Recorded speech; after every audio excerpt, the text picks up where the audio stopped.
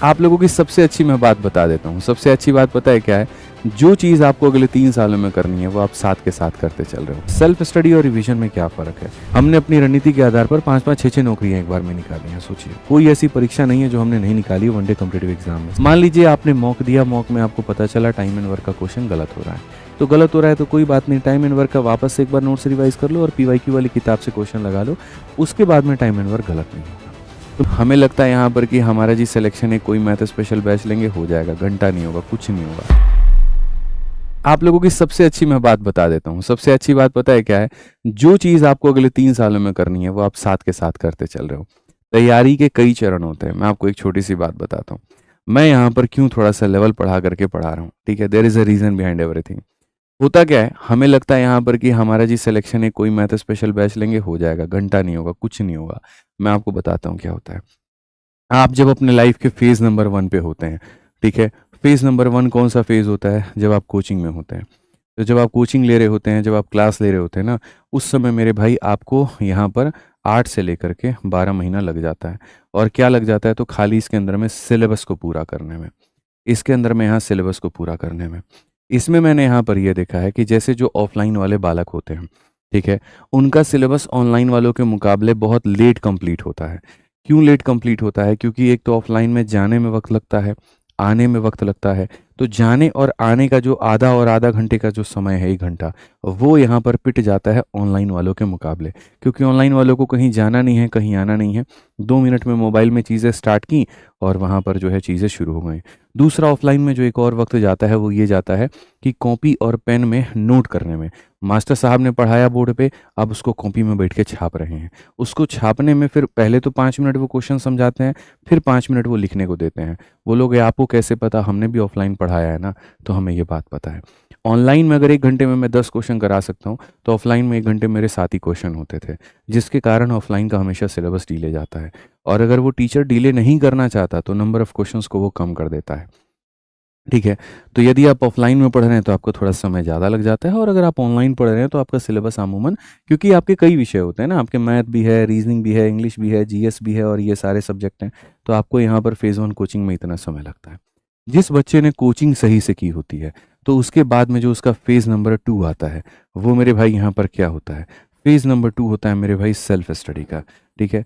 आप यहाँ पर जितना बेस्ट करते हो, मैं आपको बता रहा हूँ मालिक, जितनी बढ़िया तैयारी आपकी यहाँ होती है, यहाँ का समय उतना कम लगता है। किसी बच्चे ने अगर ये जैसे मानो मैं 2 तरह के बच्चों को बताता हूँ। 2 तरह का बच्चा है, दोनों का दोनों ग्रेजुएशन कंप्लीट किए हुए हैं। पहला बच्चा यहाँ पर ऐसे मान करके चलो कि अभी कोचिंग जा रहा है और एकदम मस्ती-मस्ती में, जैसे मैं मुखर्जी नगर में पढ़ाता था बतरा सिनेमा में। तो जैसे कुछ बच्चे ये होते थे कि अरे यार अभी तो कोचिंग ले रहे हैं, पढ़ाई तो हम बाद में करेंगे। तो मम्मी-पापा से पैसे ले लिए, आकर के ऑफ़लाइन में एडमिशन करवा लिया। एडमिशन कराने के बाद में किसी दिन क्लास आ रहे हैं और किसी दिन नहीं आ रहे हैं, तो कुतुब मीनार घूमने जा रहे हैं, कभी लाल किला घूमने जा रहे हैं, तो शाम को यहाँ बतरा सिनेमा में चाय पी रहे हैं, तो दोस्तों के साथ में जो है मूवी देखने जा रहे हैं। तो मतलब इनका उद्देश्य ये है, जैसे ये कॉलेज लाइफ़ नहीं जिए हुए हैं, तो ये क्या करते हैं, कोचिंग को ही कॉलेज लाइफ़ बना देते हैं और उसके बाद में बढ़िया से अपना बस हाँ कि इतना है कि क्लास में जो सर ने पढ़ाया वो मेरे कॉपी में होना चाहिए। इनकी मानसिकता क्या होती है, अगले दिन अगर ये क्लास नहीं आते थे या जिस दिन क्लास नहीं आते थे, भाई थोड़ा फ़ोटो भेज दियो नोट्स के जल्दी जो आज सर ने पढ़ा है, और सर के नोट्स के फ़ोटो को वहाँ पर ये अपने कॉपी में छापते थे। ये कभी समझ ही नहीं पाए कि जनरल कॉम्पिटिशन में है, नोट्स के आधार पर तो सिलेक्शन यहाँ होता ही नहीं है। वो 10वीं और 12वीं की कहानी थोड़ी है कि नोट्स पूरे होने चाहिए कि उसको पढ़ करके चले जाएँगे और उसी से क्वेश्चन पूछा जाएगा, डिट्टो यहाँ पर, और उसी की थ्योरी लिख कर के चले आएँगे तो नंबर मिलेगा। सर ये जनरल कॉम्पिटिशन है, यहाँ कांसेप्ट को समझना पड़ता है, ठीक है? सेम डेटा का क्वेश्चन थोड़ी आता है, किसी टीचर का पढ़ाया सेम नोट्स का क्वेश्चन उठ के आ जाए, नहीं। कांसेप्ट सेम होता है, क्वेश्चन सेम नहीं होता। यानी अगर तुम कांसेप्ट को नहीं समझोगे, तुम क्लास में फिज़िकली प्रेज़ेंट नहीं हो, तो तुम कितना भी नोट्स लेके छाप लो, तुम्हारे किसी काम का नहीं है, ठीक है? तो यानी आपको उस क्लास में प्रेज़ेंट होना पड़ेगा, लेकिन अभी ये नहीं समझते हैं, तो अभी तैयारी की इनिशियल पड़ाव में है। अभी इनके लिए नई-नई तैयारी है, तो ये यहाँ पर क्या करते हैं, इसको थोड़ा ढीला लेते हैं।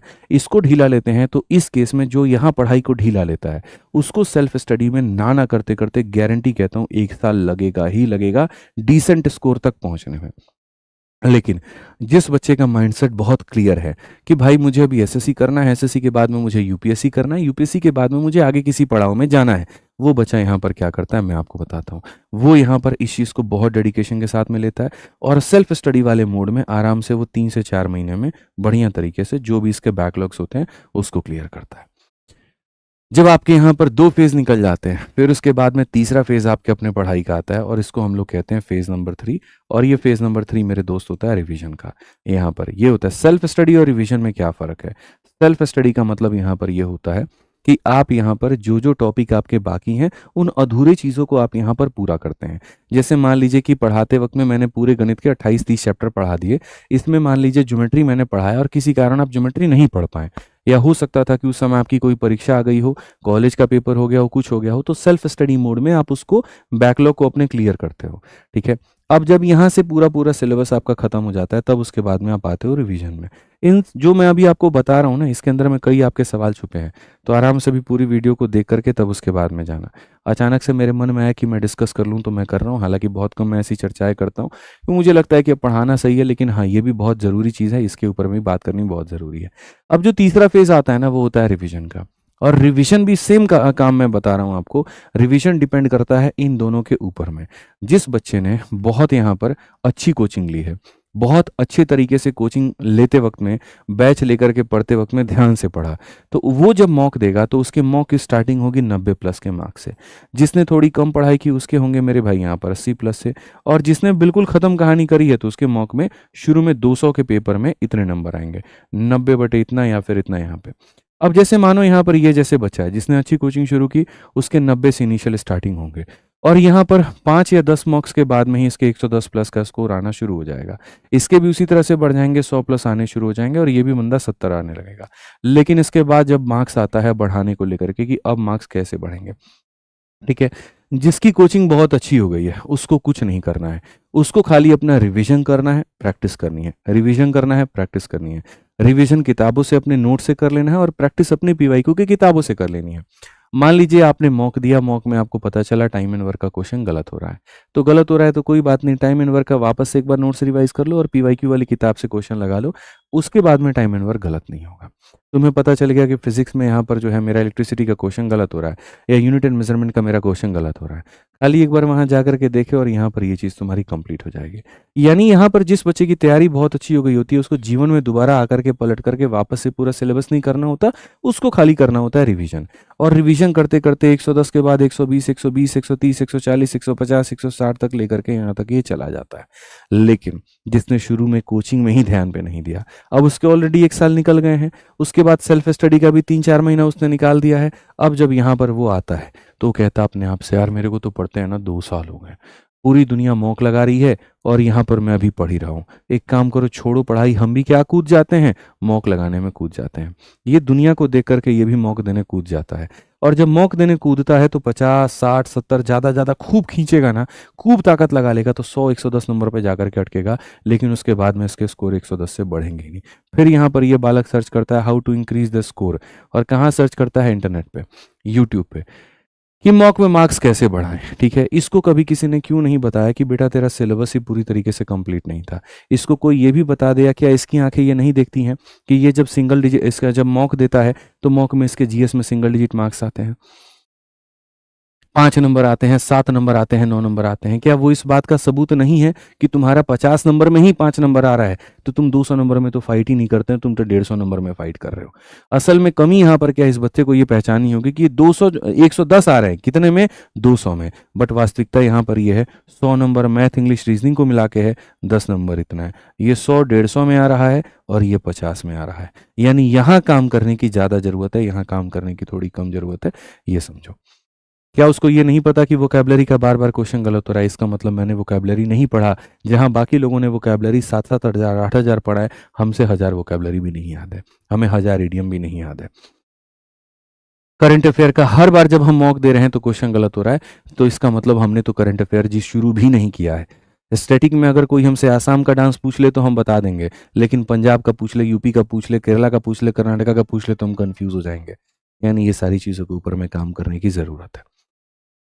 हमसे स्फीयर का फॉर्मूला पूछ दिया जाता है, फ्रस्टम का फॉर्मूला पूछ दिया जाए तो हम गुल हो जाते हैं, यानी हमने गहराई में नहीं पढ़ा है।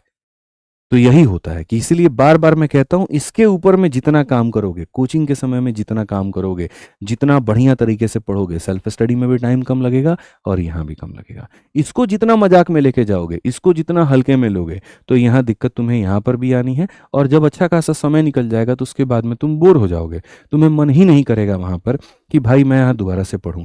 फिर 2 साल के बाद में अपने आप से ये सवाल करोगे, चिड़िया थी वो चिड़िया, कुछ चिड़िया ऐसी होती हैं जो मेरे भाई यहाँ पर चलती हैं मानो, कुछ ऐसी होती हैं जो उड़ती हैं। ये चिड़िया अभी बचपन में भी जन्म ली थी, यहाँ पर दूसरों को देख करके ना ये चलना सीख पाई, ना उड़ना सीख पाई, कूदते रह गई, फुदकते रह गई।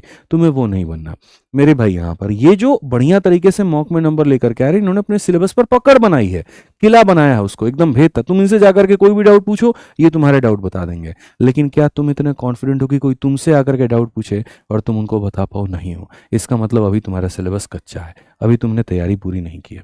अब बोलोगे मास्टर साहब सिलेबस कच्चा है बोल बोल के फिर आप बोल देते हैं जाओ सिलेबस पढ़ो, और फिर जब किताबों में हम जाते हैं हमें नींद आने लगती है। हमारा यहाँ पर लगता है यार क्या ही पढ़े, बोर लग रहा है, सिंधु घाटी तिंदु घाटी ये सब क्या ही है, वही अरिथमेटिक वही एडवांस, ठीक है। तो उसको भाग करके हम लोग आते हैं, सोचते हैं जी मॉक से प्रैक्टिस कर लेंगे। आधे यूट्यूबर आधे टॉपर तो यही कहते हैं जी यहाँ पर रीजनिंग की जो है तैयारी मॉक से हो जाती है, मॉक दे दो। उनकी बातें सुन करके हम आ गए मॉक देने, सेक्शनल मॉक देने, ठीक है। तो यहाँ पर वो कह रहे हैं तो क्यों कह रहे हैं? अरे वो इसलिए कह रहे हैं, वो अपने हिसाब से बताता है। कोई भी व्यक्ति, अगर तुम ये पूछोगे ना कि अंबानी इतना अमीर कैसे बना, तो अंबानी जो है कभी आदित्य बिरला की स्ट्रेटजी नहीं बताएंगे।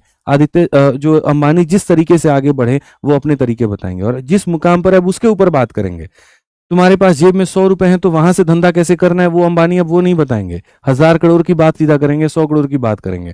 कोई टॉपर अगर बहुत ऊपर लेवल पर जा चुका है तो हमेशा उसके मुंह से देखना। रीजनिंग के लिए पूछोगे तो क्या कहेगा? मॉक लगा लो। लेकिन गधा आदमी, जब सोचो वो खुद टॉपर, जब वो तैयारी कर रहा था, जब वो अपने तैयारी की इनिशियल फेज में था, तो क्या उसने मॉक से शुरू कर दिया था? नहीं ना। उसको ये तक नहीं पता सिटिंग अरेंजमेंट में गोला कैसे बनाते हैं, राइट और लेफ्ट में कैसे लिखते हैं, डायरेक्शन में ईस्ट वेस्ट नॉर्थ साउथ को कैसे कैंसल आउट करते हैं, एंटी क्लॉकवाइज क्लॉकवाइज की क्या कहानी होती है। तो उनकी बातों को सुन रहे हैं, सुनिए सबकी, करिए अपनी। समझ में आ रहा है बात? यहाँ पर करिए अपनी, आप अपने फेस को देखिए आप कहाँ पर हैं, और उसके आधार पर आप अपनी शुरुआत करिए।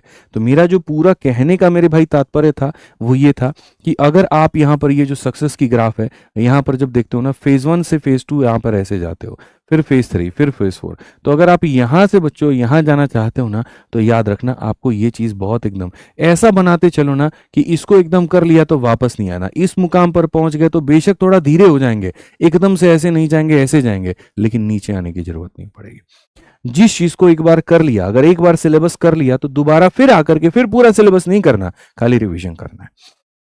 एक बार पूरी किताब लगा ली तो किताब के 350 क्वेश्चन सिर्फ पहली बार लगाने, दूसरी बार उन 350 क्वेश्चन में जिन जिन क्वेश्चन को सर्कल किए हैं खाली उनको लगाएंगे, तीसरी बार उसके अंदर में भी जिन क्वेश्चन के सर्कल पर 2 स्टार हैं खाली उनको लगाएंगे, 1 स्टार वालों को भी नहीं लगाएंगे। इस तरह से जब तुम तैयारी करते जाओगे तुम्हारी सिलेक्शन सुनिश्चित है। हमने अपनी रणनीति के आधार पर 5-5, 6-6 नौकरियां एक बार में निकाली हैं। सोचिए, कोई ऐसी परीक्षा नहीं है जो हमने नहीं निकाली है। वनडे कॉम्पिटिटिव एग्जाम में CGL, CHSL, CPO, IB, NTPC, तमाम तरह की परीक्षाएं। आज भी मुझे सिर्फ 20 दिन, 25 दिन, 30 दिन मैक्स टू मैक्स अगर आप दे देंगे कि गुरुजी पढ़ाना छोड़ दीजिए, आप सेल्फ स्टडी कर लीजिए, हमारे जो वोकैबलरी है, जो ग्रामर है, बाकी चीज़ें उसको रिवाइज करके देंगे, कल का कल मेरे भाई यहाँ बता दो। 30 दिन मतलब 20 दिन का भी तुम खाली हमको समय दे दो, और 20 दिन के बाद में बोल दो इस बार का सीजीएल का फॉर्म भर के नौकरी निकालना, हम 20 दिन में निकाल देंगे। मैथ है ही भाई, इंग्लिश के अंदर में रिवीजन मुझे करना है, कुछ है नहीं। रीजनिंग मेरा कंप्लीट ही है, ऐसे भी आज भी अगर दोगे तो 50 में 40 तो लेकर के आ जाऊंगा, रिवीजन करने 50 में 50 है। जीएस मुझे खाली पढ़ना होगा, खाली वो रिवाइज करना होगा, करंट अफेयर और स्टैटिक। ये रणनीति पता है ना हमें क्या करनी है, हमें पता हमारी कमजोरी है, हमारे पता है, जैसे मैंने अपनी वीकनेस बता दी, ठीक है, तो वो वीकनेस पर काम करूंगा, काम खत्म। आप वीकनेस को एक्सेप्ट नहीं करते हैं, आप कमजोरियों को एक्सेप्ट नहीं करते हैं, दुनिया को देख करके अपनी चाल को बदलते हैं, और ऐसे में कभी आप सक्सेसफुल नहीं हो पाएंगे।